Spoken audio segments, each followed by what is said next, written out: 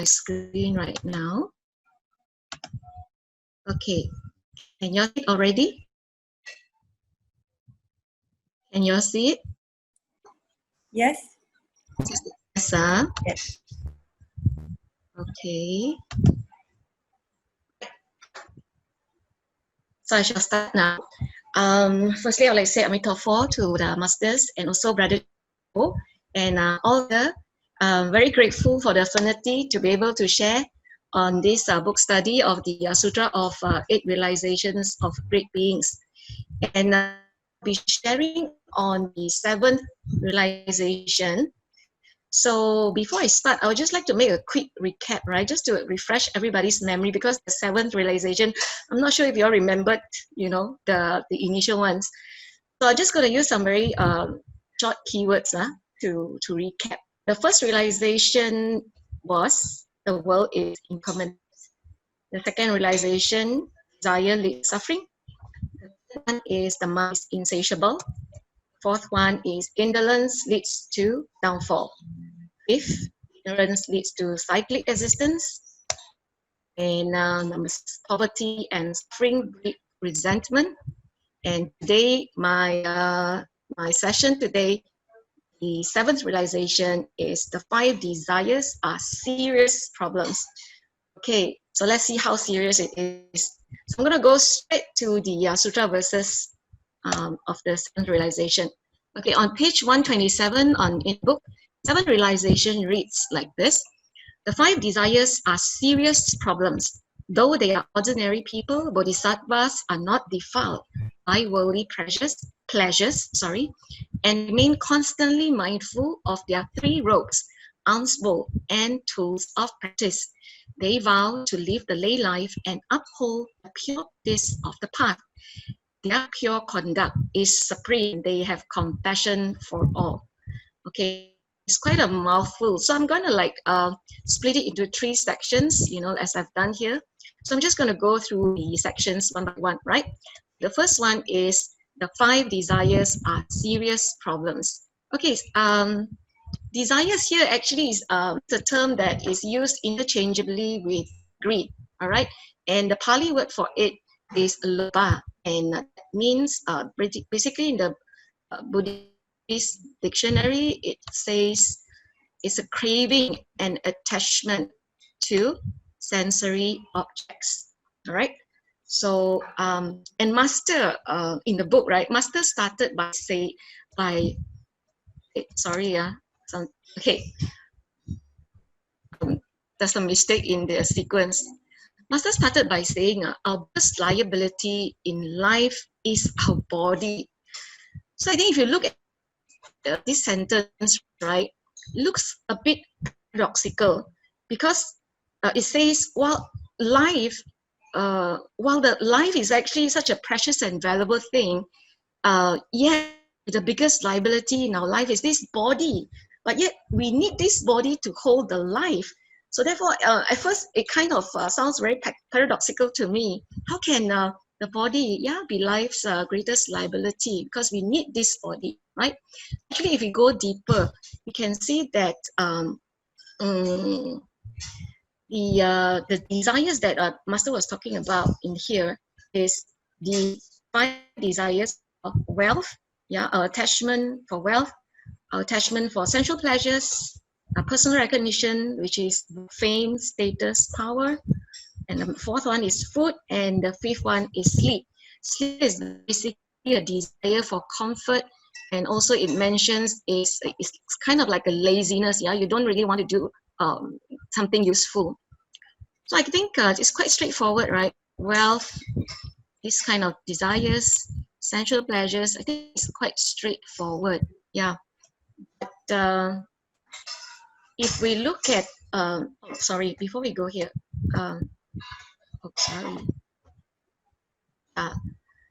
it looks quite straightforward, but actually all of these desires, right, if you look at it, right, it is all linked to the craving that the body has for comfort and pleasure.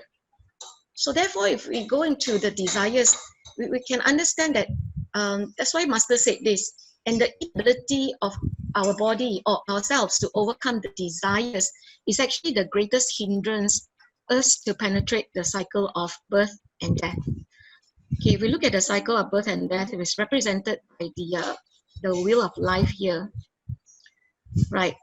The 6 realms where we as sentient beings transmigrate, and also the 12 cyclic links of our existence, they are actually all is due to the 3 poisons of desire, hatred, and delusions. So, in fact, if we look beyond the 6 realms, we just step a bit backwards, you know.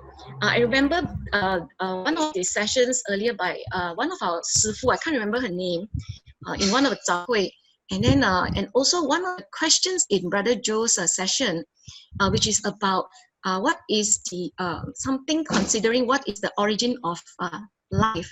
Okay, I kind of go into it, have a look at it, because I remember hearing Shifu saying it is actually the origin of life is come from desire. All right, so I found this sutta, which is called the Agana Sutta. It's the Buddha's discourse about the origins of life to 2 of his disciples. So basically, in this sutra, the Buddha was describing how the origin of life came about in the process of the recreation of a new world system. Of course, after the other world system has the previous world system has destructed. So when it was formed, basically there was nothing on the surface of the earth. It was basically just a big mass of water, but slowly this mass of water began to evolve. And of course, this evolution took a long time, and later it evolved into a golden liquid. And this golden liquid, actually, there were a lot of beings, you know, consciousness around, and it kind of attracted these consciousness or beings of light. Actually, it is said, yeah, beings of light. Actually, they are from another world system.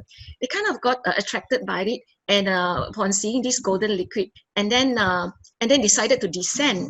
You know, at first they descend just to, you know, see what's happening, you know, but somehow or other, their curiosity was piqued. And they kind of like tasted the liquid, and the liquid was very sweet. It tasted like nectar, in fact.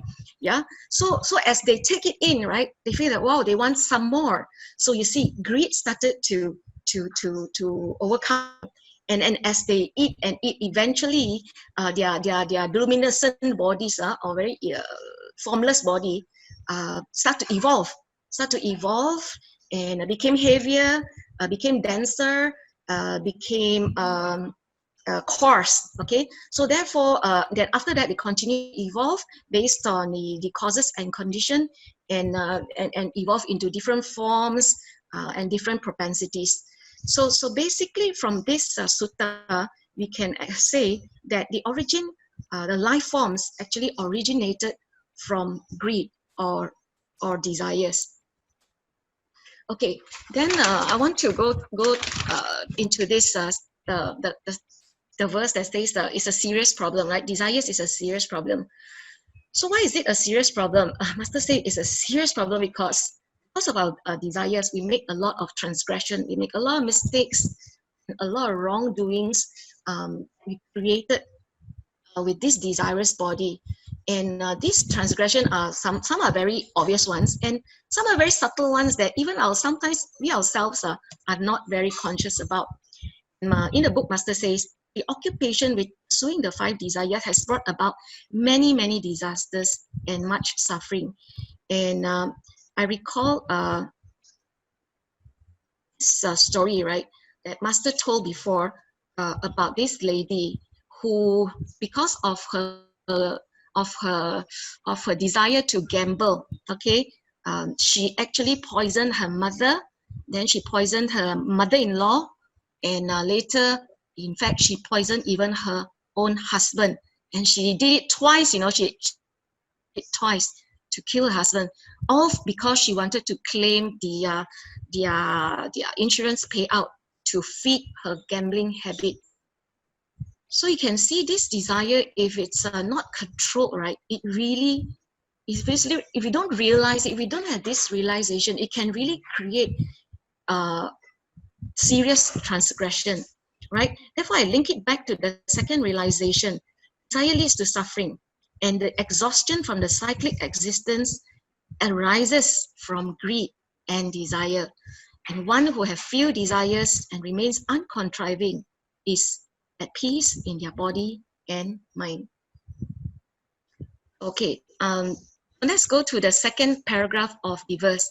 Though they are ordinary people, bodhisattvas are not defiled by worldly pleasures, remain constantly mindful of their three robes, alms bowl, and tools of practice. Okay, so what it try to dissect this further is ordinary people and then bodhisattvas. So bodhisattvas are actually ordinary people, just like you and me. We are ordinary people, right? Yeah, I like this verse that's used by Brother Chin in our morning session after Shin Fastyang. He always reminds us that we as householders, we live in the world, but we not let the world live in us. Basically, it's like what Master said, the lotus bloom in the mud pond is not tainted by the mud.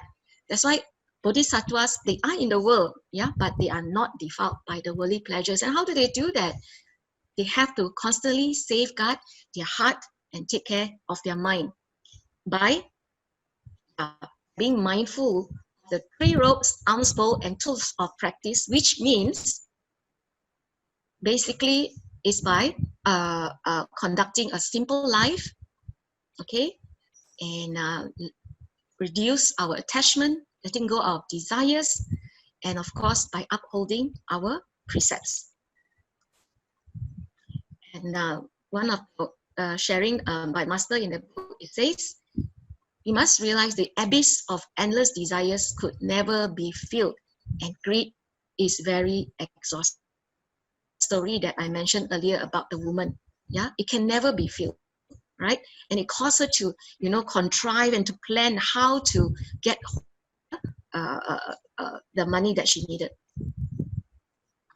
Okay, I want to share a story about this Ananda Pindika that Master mentioned in the book, because Master shared a story about when she first came to Hualien, she was actually supported by this Mr. Shi Zhongming. Yeah, he was the one who took Master in, and Master says that actually he was a very wealthy man. Yeah, but he led a very simple life. And how simple was his life? Every day he would just eat tofu and green vegetables, all right? And he'll wear just a black colored Chinese kind of style kind of shirt, and which he even washed by himself. So this Mr. Shi was always very helpful in the village. He was known as a very wealthy person, yet whenever there were people who were suffering, he would always be the first one to help. So despite Mr. Shi's affluence, he actually led a very he was actually very simple and pure-hearted. And Master said this is very rare. How rare? Why is it so rare? Because usually when people are rich, they would want to indulge in certain type of luxuries. Yeah, it is very common. Yeah, therefore, Master says Mr. Shi truly is a role model. That's why people call him Ananda Pindika. And Ananda Pindika, when I went to find out more, he's actually the wealthiest merchant in the city of Savatthi. And he was the foremost patron, a male patron of the Buddha during the Buddha's time. And he, in fact, was the one who bought and built the famous Jetavana monastery, which Buddha spent almost half his life, yeah? And even though he was very rich, Ananda Pindika also led a very simple life, and devoted his life into helping the poor and suffering in the city. And the story goes that when he wanted to buy the Jetavana grove from the Prince Jeta, Prince Jeta, who owned the piece of land, the prince actually didn't really want to sell. He said, I will only sell to you if you can cover the whole ground with gold. And Ananda Pindika, actually, he did that. All right, the prince was so touched that finally an area that wasn't covered, the prince actually donated, and the prince also built some walls, the surrounding fence walls, and all that. So I just like to bring maybe let everybody have a look at the famous Jetavana Grove Monastery, Jetavana Monastery. Yeah, see how expansive is the land. It's so wide. And I don't know if any one of you recall in any of your past life you were here, because when I saw this image, I suddenly felt so peaceful. And it's true, it's a very peaceful place, right? And Buddha actually stayed in this hut. This is the remains of the hut. You can see it's still so beautiful even after 2,000 over years. Yeah, of course there are no more roofings and all that, but this is the ground of the Buddha's hut, the main hut. And this is the second Bodhi tree, yeah, Ananda Bodhi tree, named after Ananda Pindaka. Yeah, so maybe this will bring us back, connect back, you know, to the time and the space at that time. Yeah, so so in both the stories that we related just now, Ananda Pindaka and Mr. Shi, we can see that the antidote to greed for Mr. Shi and Ananda Pindaka, in fact, it's said that Ananda Pindaka, he actually spent 3/5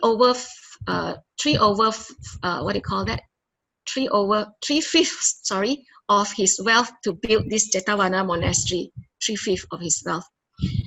So the antidote to greed or desires is just like what Master said today in Chen Yu, is giving. Yeah, to give. Only in giving, yeah, can we overcome our greed. All right, and of course, these are the giving is like the well water. It is non-decreasing, and if you use it, it is non-increasing. It is unused, and everyone has the innate ability to give. Giving increases blessed conditions. The more we give, the more we gain, and the more we create blessings for not just ourselves, but for the society and the world.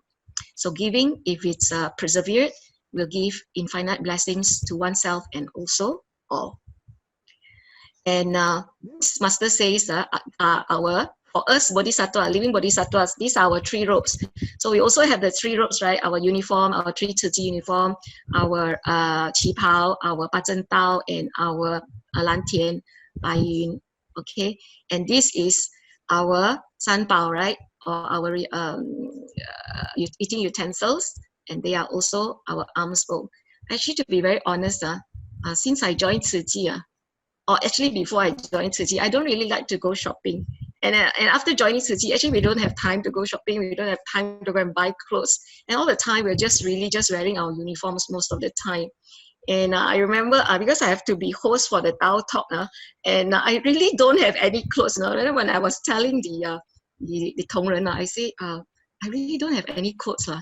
Then, but thankfully they say, don't worry. When you come here, we got a lot of those pre-loved clothings, and you can just pick and try it on. So truly, as we walk on the Bodhisattva, the path really help us reduce our desires.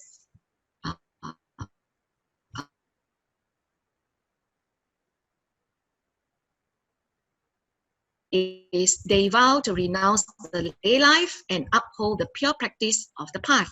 Their pure conduct is supreme, and they have compassion for all. Okay, so here I'm going to zoom in straight to pure practice first. Practice basically are the precepts, yeah, that we have to uphold in order to purify our 3-fold karma of speech, thoughts, and actions. Pure conduct, what is pure conduct? Pure conduct, according to Master, is the pure aspirations. Yeah, we make pure aspiration or vows to be free from our desires. And not only that, we also make the aspiration to widely transform with compassion. Okay, now to widely transform others, Master says, we must first transform ourselves by immersing ourselves in an environment that positively influences us.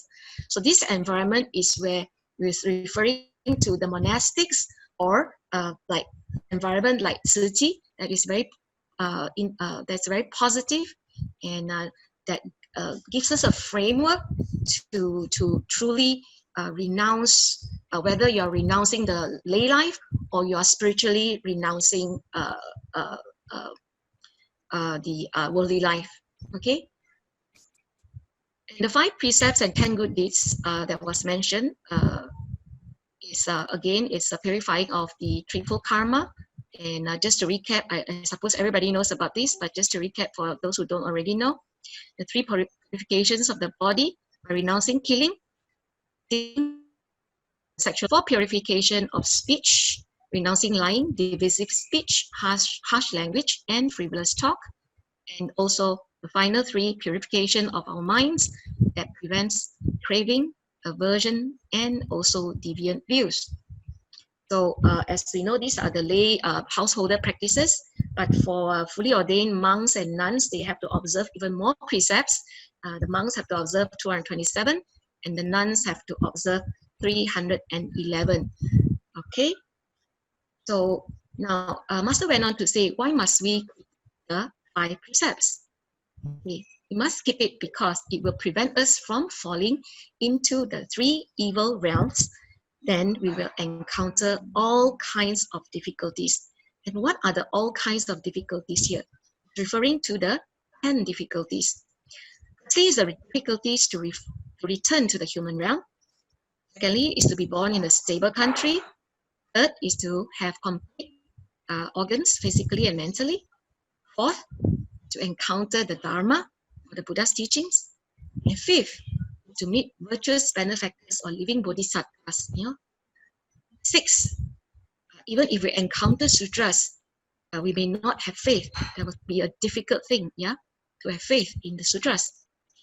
Even if we have faith in the sutras, we may have difficulty understanding the sutras in depth. It's really true because every day as we listen to Master, we can, it's so wondrous and so joyful because truly if we read the sutra, just the words doesn't really tell us anything, or we may, because of our capacity or capabilities, we may not be able to understand the sutras in depth. But that's why we're always very grateful to Master for guiding us daily to understand the sutras. Master sometimes takes 3 sessions just to talk about one small line, and truly we have much to be grateful for. And if meet eminent monastic practitioners like Master, and whom we can make offerings to. And the 9th difficulty is even after you have all that, you may not meet a Buddha as well. And the 10th difficulty is to finally receive prediction of Buddhahood. So for all of us here, right, maybe if we look at this 10, we can have I think we are very blessed. Out of the 10, I think we have actually got all of it. I don't know, that's my personal feeling. 9 and 10 to me is Master, and 10 is also because Master went through with us the never slighting bodhisattva, and in some day and time, because we believe that we shall become Buddhas, right? And we believe everybody have Buddha nature. We definitely would one day become a Buddha in the future. So truly very thankful that I've already have overcome all these difficulties. So we must really cherish the affinity. So okay, just run through very quickly because I'm running out of time.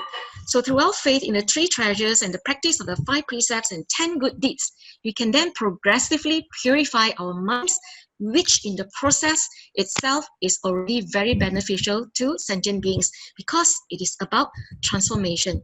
So Master has always guided us. We must first have faith. We must first have faith in the teachings, all right, of the Buddha. And to transform, we must make vows. We must it could be the 5 precepts. You can undertake to do the 10 good deeds. It can be at any other greater vow that is resonate with you. But what's most important is to put it into practice, because the process of transformation, as I have experienced it, definitely comes like this, for me at least, So this is the process of transformation that I subscribe to, that Master has taught us. And once transformation, actually, if you look at this, progressively purify. When we progressively purify the mind, actually, on the other end of it is we are gradually dissolving the three poisons. It not have purified and the three poison at the same time residing in your mind. Not possible. So gradually we will teach the root of all our afflictions.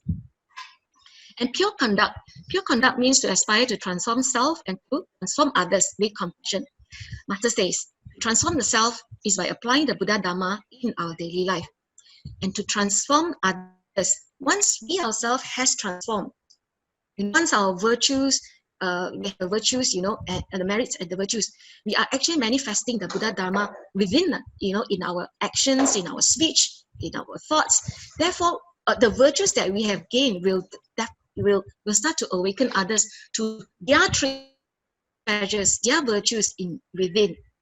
So I always told us the three treasures, the Buddha, the Dharma, the Sangha, all of us have it inside us, just that it's not awakened. Okay, Buddha is compassion, the Dharma is wisdom, and the Sangha is the self-discipline. So remember, all of us have it. Okay, so basically, if I put it together, the 7 realization, the 3 parts, the 5 desires is the suffering. Okay, the bodhisattva, not defiled by worldly pleasures, the 3 ropes, the alms bowl, and all that is the path. Okay, the path of the bodhisattva. And the vows to live the lay life, to uphold pure practices and pure conduct with compassion is the practice. As usual, there's always a path, there's a suffering, there's a path of the suffering, and you need to put in the practice. All right, otherwise it is not complete. Okay, now basically I would like to go through the 7 realization again. But before that, I would like to just maybe to find the meaning. What is the meaning of realization? After going through Master's notes, from Pashin Fasyang, in one of the sessions, I think somewhere in July, Master say realization is when we truly understand through experiencing. Okay, so it's not at the level of knowing, it's not at the level of understanding, but it's on the deeper level of truly understanding because we have put it into practice, we have experienced it. So I remember earlier in Tzu Chi, earlier in when I joined Tzu Chi, there was this verse that Master, this Jing Sui that says, 做中学, sorry, the U I think is wrong, right, Brother Joe? I think I typed the wrong U. So in doing, one learns. It means in learning, one realizes, and in realizing, one awakens. So realization must come from doing, from practice, by applying all the principles that we have learned to the people, matters, and objects. And just recently, in August 11, Master says, knowledge is not enough. The ability to apply in masses and realize the teachings is far more important. Because this Master was talking about the Shravakas, the hearers, compared to the Bodhisattva practice. The hearers, they know, even though they have the capability, they do not want to, they just want to confine themselves into a small vehicle. They do not want to enter the masses. So therefore, their realization, okay, is incomplete. Therefore, they will reach only the 4th fruition of Arahant. All right, and Master spoke about Vimalakirti. Okay, Vimalakirti was actually a householder. All right, he was a householder. He's not a monk. And in Buddhist sutras, right, I found out that there's one sutra called the Vimalakirti Sutra, and this sutra is the only sutra that is a discord between a householder and arahants and bodhisattvas. Okay, so Vimalakirti, as I delve research further, actually, we heard from Master that one time Vimalakirti was sick, and Buddha asked asked Sariputra and Mogayana to visit Vimakriti, but then both of them refused. The reason they refused was because they are very fearful of Vimakriti, because Vimakriti is he's like he's very very hype in his practice. Now the thing is, because he actually goes into the masses, okay, and in my readings, I actually found out he actually goes to like gambling dens and brothels, to talk to these people, to be with them, and to transform them, which is something monastics do not do. Therefore, Vimakriti's connection with masses, avails him to the realizations that is beyond what the monastics could achieve. So, in fact, Vimakriti, in the sutra, he challenged the Buddhist arahants for their incomplete understanding of the nature of enlightenment, because the pursuit of wisdom did not include compassion in aiding others. This is the actual text, from the sutra. How a bodhisattva is able to live in the world, engage in the world fully, like us. We engage in the life of the suffering ones, but are not tainted, without attached to them, without being constrained or corrupted by them. So I was very happy to actually read about Vimakriti, because it kind of affirms us that we can, householders, in a practice, as always, Brother Chin always tried to advise us, we can live in the world, but not let the world live in with the suffering ones, but yet we are not tainted by their suffering. So, okay. So, knowledge of Dharma, again, is not enough, right? We really need to go into the masses and practice to gain the ultimate realization. Okay, I will have a request by Sister Tzu Chi to share something that my son does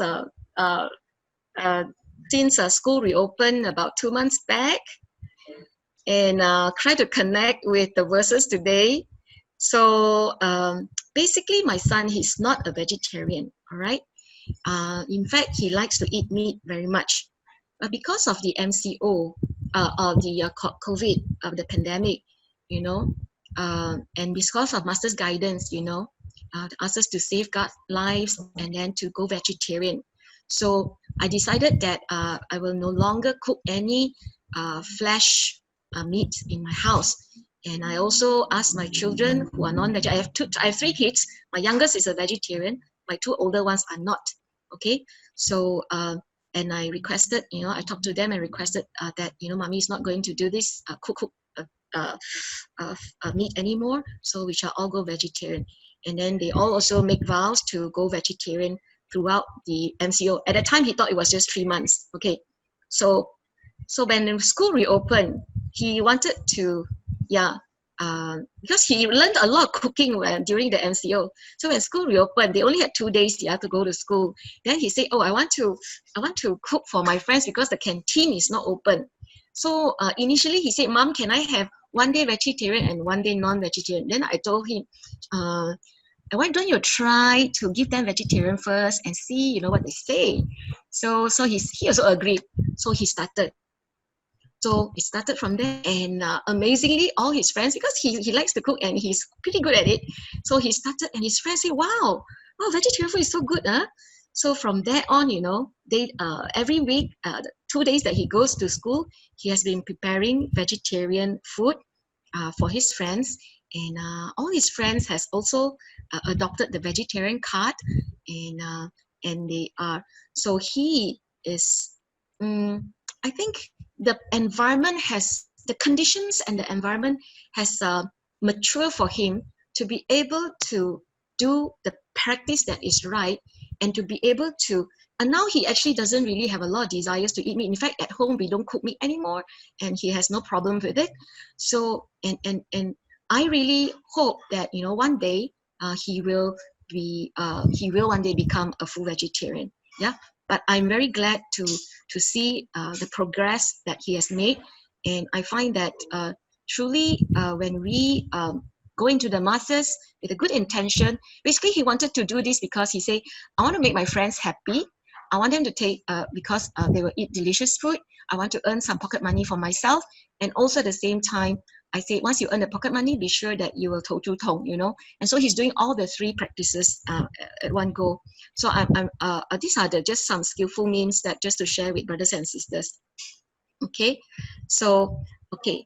Now, before I end, I would just like to maybe come back to the 8 realizations. And actually, Master says in the book, she wants us to remember, to memorize these 8 realizations. And I thought, you know, how to remember it. Actually, I thought to myself, I remember it by asking myself, by reflecting within myself, right? By introspecting within myself. Okay, when did I truly realize the world impermanent? When? So surely a lot of things happen, but when do we actually realize it? You know, I actually realized impermanence when I was deep in depression. You know, the cycle would come and go. 1 year, the cycle would come like 3 times. You know, when I'm off it, I'm like so happy, so happy. But then after a few months, there again, it goes down, and I have to live with this for actually quite a number of years. Yeah, and really, so when I'm well, I learned equanimity. I really learned equanimity from there. And when did we realize desire led to suffering? I hope everybody can maybe take this as a reflection, because I definitely am doing it. When did we realize the mind is ever insatiable? The indolence leads to downfall. Ignorance leads to cyclic existence. When did we realize poverty and suffering breed resentment? This is so important. Truly is so important right now because of COVID. So many people are poor and they are suffering. And we can see that when the government is not doing what they need or should be doing, there are a lot of resentment. And we as Tzu Chi people are going forth. That's why Master says what we do is actually to bring harmony to the society, purify their minds, and bring harmony to the society and be free from disasters. When did we realize that the 5 desires are serious problem? And the final 8 realization is suffering is endless in the raging inferno of cyclic existence. So how will we transcend this cyclic existence? So the purpose of learning the realizations, according to Master in page 15, if I go back to page 15, is actually 3. First is to purify our minds. Second, to harmonize the society. And thirdly, is to bring peace to the world. So basically, the purpose of the realizations, is basically Master's 3 vows. Amazingly, So before I end, I would like to share. I promised to share this because I use it as a poser, in my flyer. What Albert Einstein said, maybe you can contemplate on this for us as householders. The secret to happiness is this: a calm and modest life, right, brings more happiness than the pursuit of success combined with constant restlessness. And I find this saying resonates very much with our topic today. So at the end, I would like to say utmost gratitude, and I would like to aspire that all of us be free from desires and achieve great realization to transform all evils like a diamond being polished. And these verses are actually verses inside the book by the Buddha. Okay, with that, I'll end my presentation tonight. Kanan, and over to Brother Joe. Kanan, everybody. Hey, thanks to Sister Stephanie. It was indeed very informative, and it was very always very rich with stories and anecdotes and your own stories and the excerpts from the book. I need to unshare first. Sorry, I it's okay. unshared? It's okay. Oh, okay. You already unshare. You already did. It's okay. It's okay. It's okay to see you too. We don't have to see your dog. The dog is cute too. But okay. So once again, I think the reason why I think I found it to be very powerful is I think you really dig into what this is trying to tell you. You know, I think this is one of the things that Master is telling us. Don't just read it like you're reading something. You know, I'm just reading because I'm preparing for the Friday night sharing. But you did it because you really want to understand. So why, right? So this must be important, right? If it's not important, then the Master wouldn't spend time talking about this. You know, as you probably know, and this is what we always say, that we 我们说废话, we say useless things, but Master doesn't. Okay, everything that Master says, there's always an affinity, there's always a reason, and there's always something linked to it. Whereas something that we say, I think that's something, most of the things that we say, we're just wasting air. And so if this is something that Master says, then it must be important. So if it's important, then we shouldn't just read it like we're reading something that we don't care about just because we are presenting tonight. So how is this, you know, tied in with the previous? How is this tied in with what we're doing? How is this tying with my life?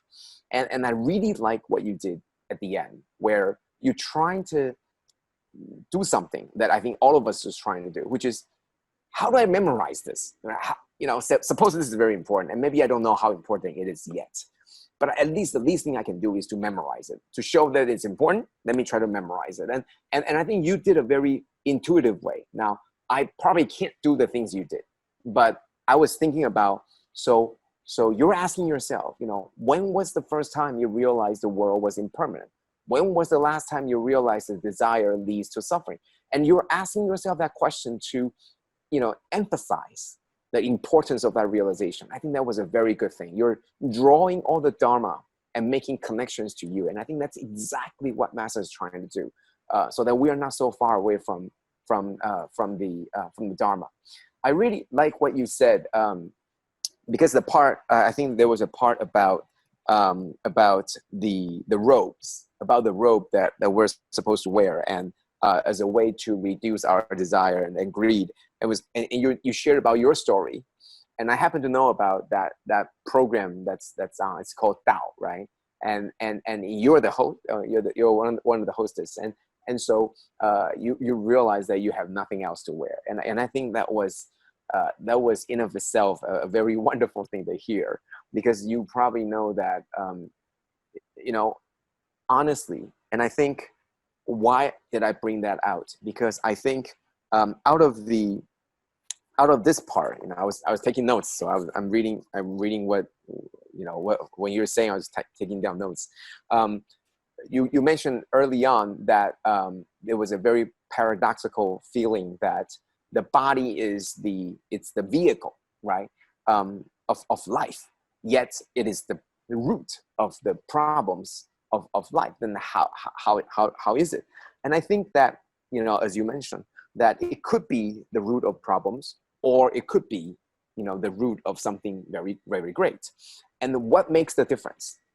What makes a difference? I think it ties in with what you said before. It ties in with what you mentioned about the robe.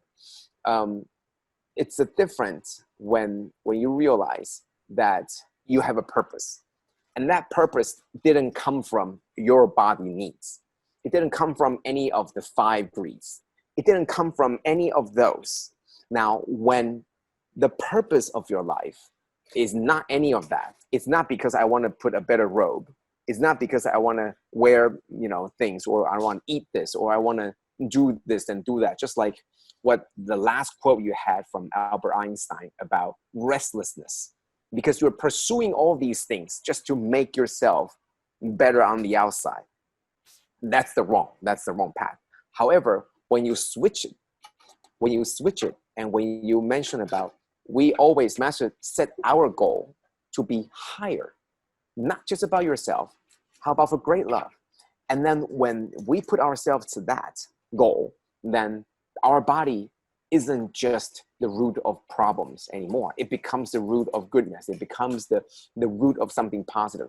And I think that's what these chapters are trying to tell us, you know. I'm so grateful that you brought all the 8 chapters, all 7 so far, together with that step. And very creative, you know, very, very creative. all the previous 6 that we talked about, and plus today, and then you put them in perspective about, what is this trying to lead us? It's always, and I went back because what you did. So I went back to my previous notes, and when I try to look at, the A realization, I think it's like what Master said. It's called in Chinese, it's called 自然慧. It's the natural wisdom. Like you also mentioned that today about the well water, right? How you can take more from it, but it's not going to diminish, or it's not going to go over. Same thing with this wisdom, is that we already have the same wisdom as the Buddha. So it is not going to get more by reading more books.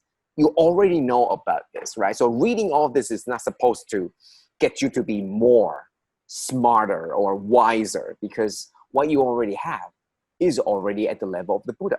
So what does all these things are supposed to help you?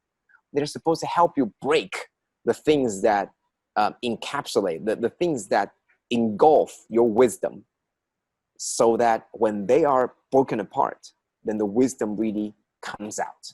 So you put them into perspective to say, hey, these are actually things to help us break this, helping us break the outside, and I think that was really good.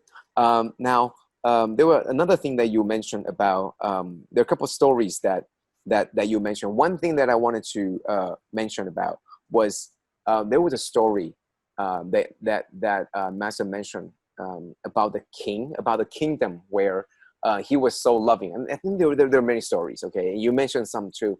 There was one that I really remember, was there was a kingdom that the king really loves the people.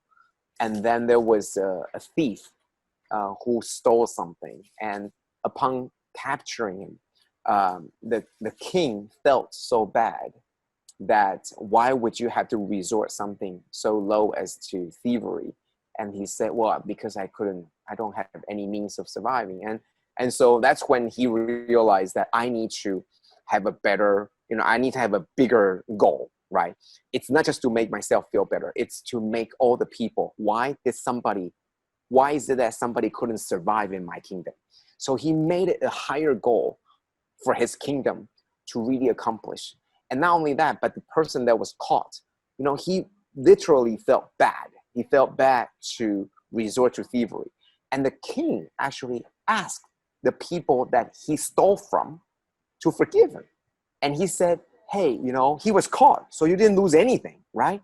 So you should forgive him. And everybody actually allowed that. And I was thinking, if our world act like that, when somebody made a mistake and the leader was able to take it and say, that's my fault. That's my fault for not providing people with adequacy so that they don't have to resort to thievery, where he would actually ask other people to forgive. And then other people would say, of course we forgive. And then the person that stole would actually say, I am so sorry. Can you imagine that world? Can you imagine? I mean, it doesn't even happen in Tzu Chi. We're quick to point fingers. So I think that's where Master is trying to mold us into that world. And she kept on saying the ways that we could do things. And you mentioned about the pure conduct and the right speech and all of that. I saw that story and I was thinking, when can we possibly have that world where the leader or the king was so benevolent that he was willing to say, it is my fault, and please forgive this person. And I think that's what Master has shown us, and that's what Master had done too, and I think it is possible. And that would be our Pure Land. That would be the Pure Land on our earth. So as we are moving toward the 8th realization, I think last thing I want to mention was, it's very great that you mentioned about Wei Mo Jie. I can't quite pronounce his name, but it you know what, for you it seems so natural, like it just rolls off your tongue, like, oh, it's blah blah blah blah, and I'm like, oh, I know it's who you're talking about, but I don't really know how to pronounce it. But that was a perfect, very good ending. It really tells you that yes, to be monastic, you don't have to be monastic, right? So to really be pure in conduct, you don't have to be a monastic, just like what, mentioned before, right? That Brother Chin mentioned, that, you live in this world, but don't let the world live in you. Same thing, we are monastic, but it doesn't mean that we are this monastic, but however, we are pure in the heart and monastic in our spirit. And that is very important. Sometimes it's monastic in form, but it's not really, I think there was another story that talked about, people aren't really practitioners, but they are, Yes. and it's scary. Okay, Yeah. so thanks to Stephanie. I think you once again shown us that you put in all the effort and brought us very clear, and we are really we really benefit from your sharing today, and it was very very good 40 minutes well spent on the 7th, and not just the 7th, but all previous, and put it all together. And lastly, I hope all 3 of your children will all become vegetarian. But let me just say that, let me comment on your son willing to go through all that distance. And Stephanie, let me tell you that you must have done something wonderful to have wonderful children like this. Okay, so don't think about all the highs and lows. Just look at what you have. Look at what you have. And look at all the kind people around you. Look at all the family, and not just your immediate family, right? And your kids, they might say, oh, well, I'm not completely vegetarian yet. But look at how supportive. They love to eat meat, but they're willing to do this. So I think, out of all people, you have to feel great, and you should feel confident. You are so loved because you love everybody. And I think that is so powerful. And that's the power that you give to all of us through tonight's sharing. So thank you. And always keep up the very positive energy. Okay? Thank you, Brother Joe. Thank you so much. Truly, transformed already. Not to worry. Yeah. Yeah. So thank you so much for everybody listening in. If there are any time for questions, anybody would like to. Actually, I recall in our Tzu Chi, we have one brother. I think everybody knows Brother Xiao Se. He's the one who donated the Jingsi land, the Jingsi Hall land. He's the one who could transform people from the dark side. The gangsters, the drug pushers, the drug addicts. And it's really amazing. Yeah. So actually, if we go beyond our attachment to the form, that has no fear to enter to any places. And I recall very earlier on in my Tzu Chi career, I once was invited by my donor, to a pub to do fundraising, and then to talk about, I think it was Philippines, and I wasn't very comfortable with that. And somebody recognized me, in the pub, and she was my ex-colleague, and still I recall that. As long as you go in with pure intention, there's no fear. Yeah, absolutely. Being monastic is not just on the outside. It's not where you are, but what you do and how you carry yourself on the inside. And I think just you mentioned, right, because you have a very strong faith, and you make the great vows, and therefore it translates into your action. So wherever you are, and that's why Weimoji Jusu was also, as you mentioned, right, also goes into places. It goes into the people. It goes into the gambling huts, and it goes to all these places. And so because there are people there. But I do think, not to take anything away from Brother Xiao Si, not to take anything away, but I think, interestingly, that to overcome something as big as, if you are a drug lord, for example, it's somehow, more definitive to be able to transform. But for us, like, you're already on the good side, and there's so many small little things that it's even harder to transform. You can just quit eating meat, or quit smoking. Yeah, it might be hard, but like most of us, like we don't not even have that problem. But we have other smaller things that's really hard to quit. And that's why it's easier to see the big problems and then change that. But it's so much more difficult. And I think that's, in the path of cultivation, it's also that there are these very small afflictions like dusts that just flies over, and you can't quite squash it because you can't catch it, and it's all around you, and it's very, very difficult. So not to take anything away, I think those are very difficult too. But for us, we are now trying to narrow down the ones that are really, really hard to catch. That's really difficult. So continue. That's why the journey is so long. That's why it's not easy. So thanks. Thank you. True, Brother Joe. Because actually, the example that I gave earlier about the woman, who poisoned her whole family, that one is a very that one is a very clear cut. It's very clear cut. It's very distinct. But what I forgot to mention was actually our attachments to our spouses, our children, and this attachment is actually desires, our expectations, our desires, and these are masked as what? They are masked, in fact. You see, they on the outset, they look very nice, they are masked as affections, they are masked as caring, they are masked as love. But if you go deep, if you really go deeper, these are all race desires, and these are the subtle ones, and they are actually very habitual. They are very, very habitual.